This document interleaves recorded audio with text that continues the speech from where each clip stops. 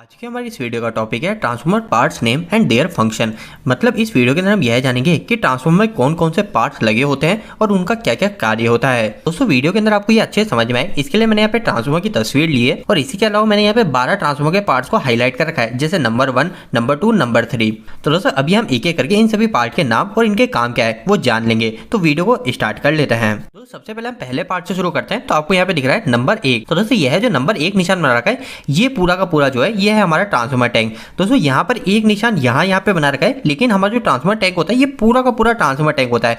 मतलब कि ये जो आपको दिख रहा है ये ऊपर के पोर्शन ये होता है रेडिएटर। इसको हटा देंगे तो पीछे की जो भी पूरी चीजें बचती है जिसके अंदर हमारे वाइंडिंग रखी जाती है वो सारा का सारा हमारा जो कहलाता है वो कहलाता है ट्रांसफॉर्मर टैंक। इस ट्रांसफॉर्मर टैंक को अधिकतर जने यूं ही छोड़ देते हैं, लेकिन दोस्तों आपको यह भी पता होना चाहिए कि ट्रांसफॉर्मर टैंक की क्या जरूरत है, ये कितना जरूरी है। दोस्तों ट्रांसफॉर्मर टैंक का पहला कार्य होता है कि हमारी जो वाइंडिंग है अंदर ट्रांसफॉर्मर के उस वाइंडिंग को होल्ड करके रखता है। मतलब कि वो वाइंडिंग इधर उधर कहीं मूव ना हो। और इसके बाद में दोस्तों सेकंड मुख्य काम की बात करें तो दोस्तों हमारा जो ट्रांसफॉर्मर टैंक होता है वो पूरा एयर टाइट सील्ड होता है। मतलब कि हमारे ट्रांसफॉर्मर टैंक में कहीं से भी एयर नहीं जा सकती है। आपको ये ऊपर की जगह दिख रही है, यहाँ से भी हमारे इस टैंक के अंदर एयर ना जाए, इसी तरीके से इसको एयर सील्ड कर दिया जाता है। यह करना भी इसलिए जरूरी है क्योंकि हमारी जो वाइंडिंग है उस वाइंडिंग को हमको आइसोलेट करके रखना पड़ता है। क्योंकि हम सभी को पता है जो बाहर का वातावरण रहेगा, जो हमारे ट्रांसफॉर्मर के आसपास का एटमॉस्फेयर है, उस एयर में हमारा कई सारा मॉइस्चर होगा। तो दोस्तों वो जो मॉइस्चर होगा वो हमारी ट्रांसफॉर्मर की वाइंडिंग को नुकसान पहुंचा सकता है। तो इसलिए हमारा जो ट्रांसफॉर्मर टैंक होता है इस ट्रांसफॉर्मर टैंक को एयर सील्ड रखा जाता है। तो दोस्तों इस तरीके से हमने पहले पॉइंट को समझ लिया। अब हम सेकंड और थर्ड पॉइंट पे आ जाते हैं जो कि हमारे बुशिंग।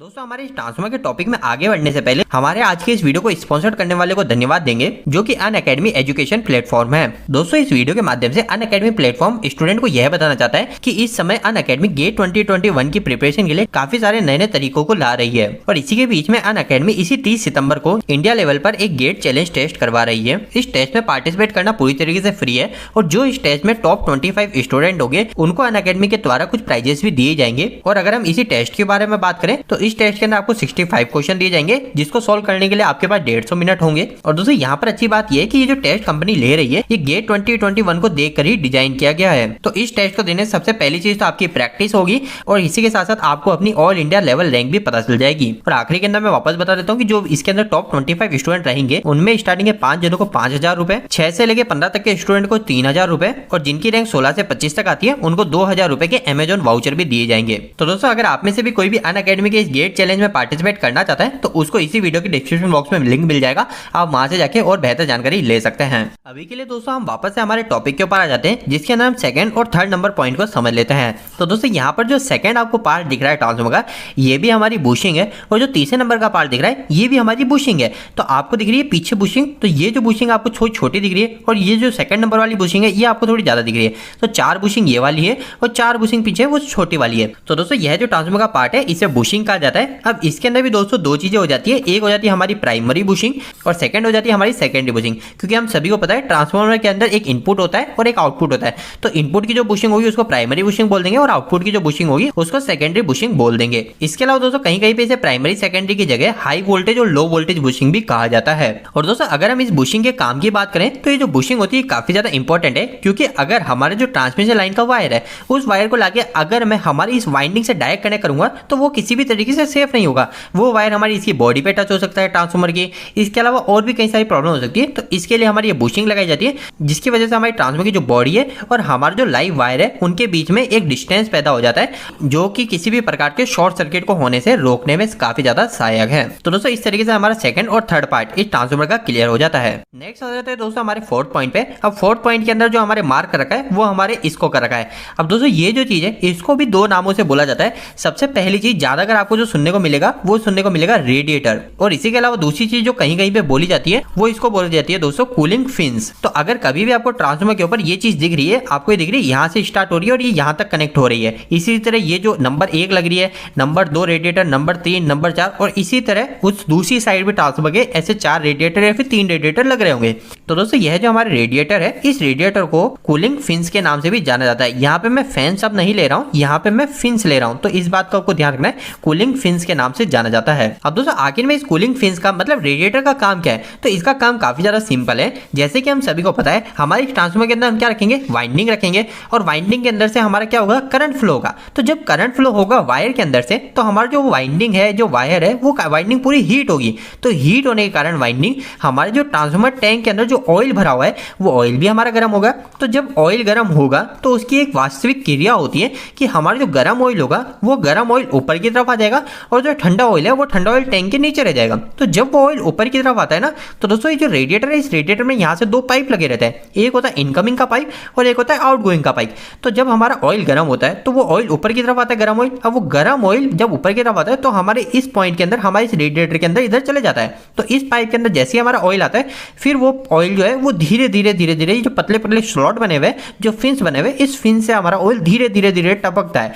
और जब इसमें से ऑयल धीरे धीरे निकलता है तो हमारे यहाँ से क्रॉस में एयर भी लग रही होती है, क्योंकि हमारे एटमॉस्फेयर में, वातावरण में एयर भी है, तो वो एयर भी हमारी जालियों से क्रॉस हो रही होती है। तो उसके कारण से हमारा जो ऑयल जो गर्म हुआ था, तो वो जो हमारा ऑयल ऊपर की तरफ चले गया था गरम गरम, वो ऑयल हमारे इस फिन्स के द्वारा धीरे धीरे ठंडा होकर नीचे आ जाता है और वापस से हमारे इस टैंक के अंदर चले जाता है। तो ये प्रक्रिया पूरी इस रेडिएटर के द्वारा होती है। तो अब आपको पता चल गया होगा कि रेडिएटर मतलब कूलिंग फिन्स का काम क्या होता है। तो इसका काम हमारे ऑयल की हीट को हटाने का होता है। अब दोस्तों फोर्थ टॉपिक के बाद में हम हमारे फिफ्थ टॉपिक के ऊपर जाते हैं। तो आपको ये दिख रहा है ये रेडिएटर के नीचे ही क्या लग रहा है। तो दोस्तों देखिए, सबसे पहली चीज तो सभी ट्रांसफार्मर के अंदर आपको यह देखने को नहीं मिलेगा।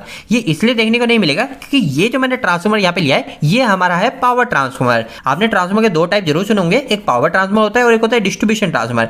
तो ये जो पावर ट्रांसफार्मर होता है, ये हमारे काफी ज्यादा इसमें करंट की वैल्यू फ्लो हो रही होती है। तो जब हमारे इस ट्रांसफार्मर के अंदर ज्यादा करंट फ्लो होता है तो इसके अंदर हीटिंग भी ज्यादा होगी, इसके वाइंडिंग में हीट भी ज्यादा होगी। वाइंडिंग में हीट ज्यादा होगी तो ऑयल भी ज्यादा गर्म होगा। तो ऑयल को ज्यादा गर्म होगा तो हमको जल्दी जल्दी ऑयल को ठंडा करना होगा। तो इसके लिए दोस्तों हम क्या करते हैं, यहाँ पे इस रेडिएटर के नीचे ही हमारे यहाँ पे कूलिंग फैन को लगा देते हैं। इसके अलावा आपके जो नॉर्मल ट्रांसफार्मर है उसके अंदर भी हम यहाँ पे फैन को लगवा सकते हैं। ये कूलिंग फैन क्या होते हैं, इस कूलिंग फैन के वायर निकल जाते हैं और ये कूलिंग फैन के वायर है, ये हमारे इस ऑयल के टेम्परेचर के साथ में लिंक कर दिए जाते हैं। जैसे हमारा जो ऑयल है वो ऑयल का टेम्परेचर अगर ज्यादा बढ़ गया, जैसे हमने नॉर्मल सेट करा है कि हमारा ऑयल का टेम्परेचर 70 डिग्री सेल्सियस जैसे ही हो जाएगा तो हमारा जो फैन है, फैन स्टार्ट हो जाना चाहिए। तो ये जो हम फैन है, ये फैन हम एक्स्ट्रा कूलिंग के लिए लगा देते हैं। तो ये जो फिफ्थ पॉइंट है, ये फिफ्थ पॉइंट आपको क्लियर हो गया होगा। ये हमारे हमने नीचे एक्स्ट्रा कूलिंग फैन लगा रखे हैं इस ट्रांसफार्मर के ऑयल को एक्स्ट्रा कूलिंग देने के लिए।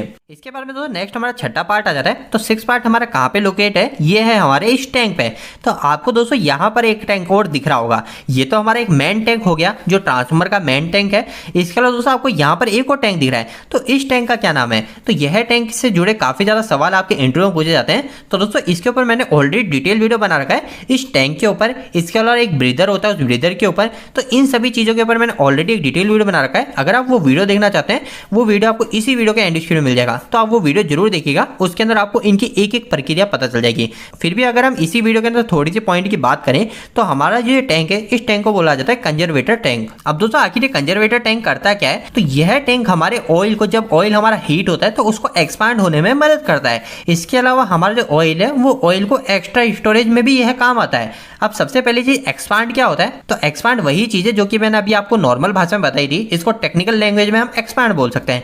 जैसे कि मैंने आपको बताया था कि हमारा जो ऑयल है वो ऑयल ठंडा रहेगा तब तो वो नीचे बैठा रहेगा, पर जब ऑयल हमारा गर्म होगा तो वो क्या ऊपर जाता है। तो वो जो ऊपर जाता है उसी को बोलते हैं हम एक्सपांड हो रहा है ऑयल।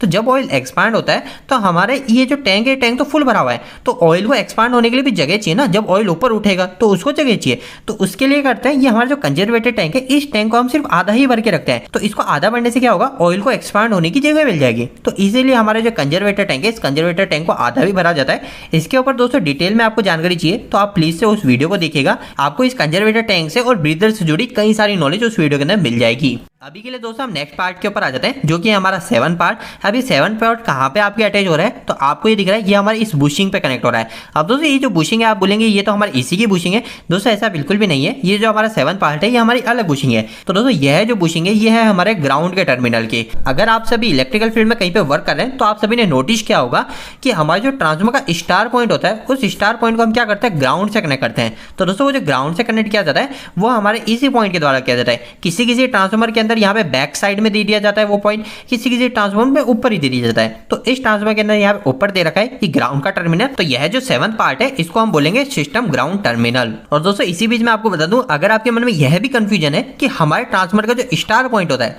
उसको हम ग्राउंड क्यों करते हैं, तो इस पॉइंट के ऊपर भी मैंने ऑलरेडी वीडियो बना रखा है। मैंने ट्रांसफॉर्मर के ऊपर कई सारे वीडियो इस चैनल पे डाल रखे हैं, तो आप हमारे चैनल को चेक कर सकते हो। और स्टार को ग्राउंड क्यों करते हैं उसका लिंक तो मैं आपको इसी वीडियो के एंड स्क्रीन में दे दूंगा, आप वहां से वीडियो देख लीजिएगा। इसके बाद में दोस्तों नेक्स्ट हम हमारे 8वें पार्ट के ऊपर आ जाते हैं। इस पार्ट का नाम है दोस्तों ड्रेन वाल्व। अब ये ड्रेन वाल्व क्या काम करता है, तो दोस्तों ये जो ड्रेन वाल्व होता है काफी ज्यादा इंपॉर्टेंट है। अब ये हमारे लिए किस समय इंपॉर्टेंट है, तो इसकी जरूरत हमें उस समय पड़ती है जब हमारे इस ट्रांसफॉर्मर का जो ऑयल है उस ऑयल को या तो हमको टेस्ट करना है या फिर हमको उस ऑयल को फिल्टर करना है या फिर चेंज करना है। उन सभी समय हमारे ड्रेन वाल्व हमारे लिए काफी ज्यादा उपयोगी होता है। सबसे पहले हम ऑयल टेस्ट की बात करें तो उस समय ड्रेन वाल्व की मदद से हम थोड़ा सा ऑयल निकाल सकते हैं सैंपल के लिए। दूसरी चीज हम फिल्टर की बात करें तो आप सभी ने देखा है हमारे फिल्टर की मशीन आती है ट्रांसफॉर्मर के ऑयल को फिल्टर करने के लिए। तो उस समय क्या होता है, हमारे 2 पाइप उस मशीन से निकले होते हैं, तो हमारा एक पाइप तो इससे कनेक्ट हो जाता है और मशीन का दूसरा पाइप इससे कनेक्ट हो जाता है। तो इसके बाद में क्या होता है, हमारे ट्रांसफॉर्मर का जो भी पूरा ऑयल है वो पूरा ऑयल उस मशीन के साथ में सर्कुलेट होता है, मतलब घूमता है और फिल्टर होता जाता है। कैसे होता है, हमारा जो इसका ऑयल है वो इस नीचे वाले पाइप से अंदर जाएगा, इस मशीन के अंदर जाएगा, इस मशीन में पूरा फिल्टर होगा और ऊपर वाले पाइप से वापस से इनकमिंग में घुस जाएगा।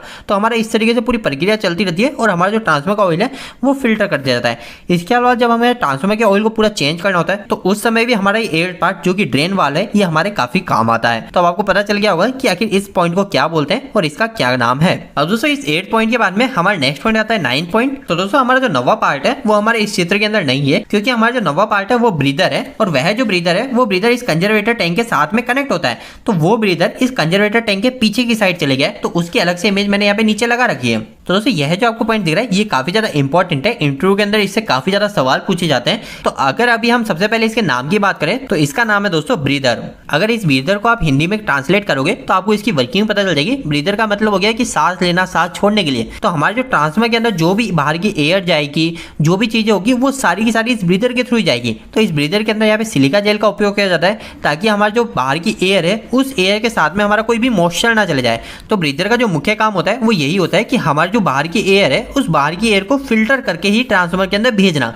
तो यही चीज हमारे ब्रीदर की है। और इस ब्रीदर की ज्यादा डिटेल के लिए आप वो कंजर्वेटर टैंक का वीडियो जरूर देखिएगा, उसके अंदर आपको ब्रीदर की भी नॉलेज मिल जाएगी। अब दोस्तों 9वें पार्ट के बाद में हमारा नेक्स्ट पार्ट आ जाता है 10वां पार्ट। और 10वां पार्ट आपको इस जगह दिख रहा होगा, ये आपको इंडिकेट कर रहा है इस जगह के लिए। तो दोस्तों यहाँ पे क्या लगा रहता है, तो यहाँ पे लगा रहता है दोस्तों हमारा ऑयल लेवल इंडिकेटर। क्योंकि हम सभी को पता है हमारा जो कंजर्वेटर टैंक है, ये कंजर्वेटर टैंक ही हमारे ट्रांसफॉर्मर के मेन टैंक के अंदर ऑयल को भेजा है। तो अगर ये हमारा खाली हो गया तो हमारे ट्रांसफॉर्मर का मेन टैंक भी खाली हो जाएगा। और अगर हमारे ट्रांसफॉर्मर के अंदर ऑयल खत्म हो गया तो ये काफी ज्यादा बड़ा खतरा साबित हो सकता है। तो इसके लिए हम क्या करते हैं, ऑयल लेवल इंडिकेटर को लगा के रखते हैं, जो कि हमारे इस कंजर्वेटर टैंक के इस साइड में रहता है।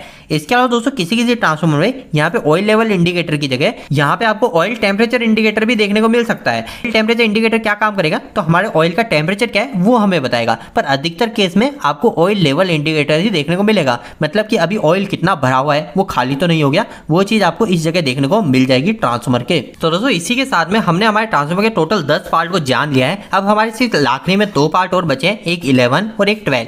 सबसे पहले हम 11 पार्ट की बात कर लेते हैं। आपको जो 11 पार्ट है ये आपको सभी ट्रांसफॉर्मर के अंदर नहीं देखने को मिलेगा। ये या तो आपको मॉडर्न ट्रांसफॉर्मर के अंदर देखने को मिलेगा जो अभी लेटेस्ट बन रहे हैं, या फिर अगर हम देखें तो पावर ट्रांसफॉर्मर के अंदर आपको देखने को मिल सकता है।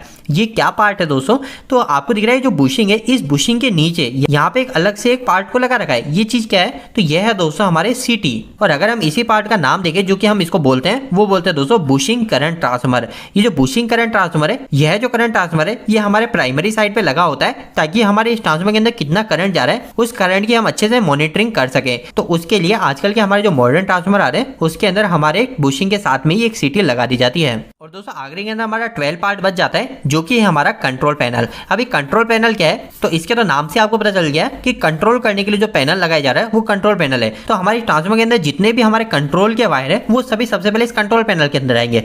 चाहे अगर आप इस सीटी की बात करें, चाहे आप बुकोज रिले की बात करें, चाहे आप इस कूलिंग फैन की बात करें, तो जितने भी हमारे वायर है वो वायर सबसे पहले हमारे इस कंट्रोल पैनल पैनल के अंदर ही आएंगे, उसके बाद में ही हमारे यहाँ से वो हमारे सर्किट ब्रेकर के अंदर जाके कनेक्ट होंगे। तो यह जो हमारा कंट्रोल पैनल है, ये कंट्रोल पैनल भी हमारे ट्रांसफार्मर में एक मुख्य भूमिका निभाता है। तो दोस्तों आज का यह वीडियो थोड़ा सा बड़ा बन गया, लेकिन उम्मीद करता हूं कि आपको इस वीडियो के माध्यम से कुछ बेहतर जानकारी मिली होगी। आपको यह वीडियो कैसा लगा दोस्तों, इस वीडियो को लाइक करके जरूर बताएं। अगर आपका कोई भी सवाल इस वीडियो के प्रति या फिर इलेक्ट्रिकल से जुड़ा, तो आप मुझे नीचे कमेंट बॉक्स में कमेंट करके पूछ सकते हैं। इलेक्ट्रिकल वीडियो अगर आप हिंदी में देखना पसंद करते हैं, आज हमारे चैनल को सब्सक्राइब कर लीजिए। आज के लिए इतना ही, धन्यवाद।